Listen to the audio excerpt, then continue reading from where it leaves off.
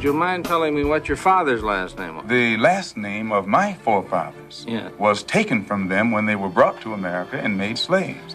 And then the name of the slave master was given, which we refuse. We reject that name today. You mean you won't even tell me what your father's supposed last name was or gifted last name was? I never acknowledge it whatsoever.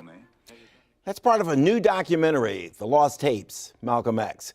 That film now showing in 16 cities across the country as part of Black History Month. I attended the screening at the National Museum of African American History and Culture last night, an incredible event. Following the film, I hosted a discussion with the executive producer of that film, Tom Jennings, and the museum curator, Damian Thomas.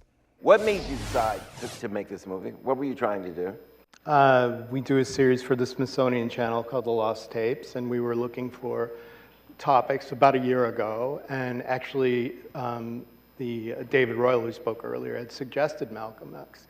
And I had some knowledge of him just from doing history stories and other films. And I said, oh, I think he would be terrific. And so we wanted to see what we could do with his story. And you know, it was a tremendous honor to make this film. And I'm very grateful to the people who helped make it and the people who helped us with the footage, where in surprising places, but we could have made it 12 times longer than it is right now. It's a story that people, I think, need to be reminded of. He was an amazing speaker and human being, and sometimes he's forgotten in ways that I think, especially in our day and age, we should be reminded that someone like Malcom X lived. Yeah. Damian, what do you take away from this work?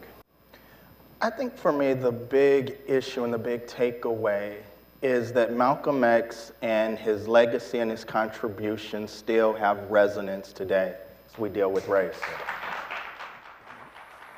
Okay, I know what you're asking. Where can you see this? The film will premiere on the Smithsonian Channel on February 26th. You got to see it. It's really good stuff.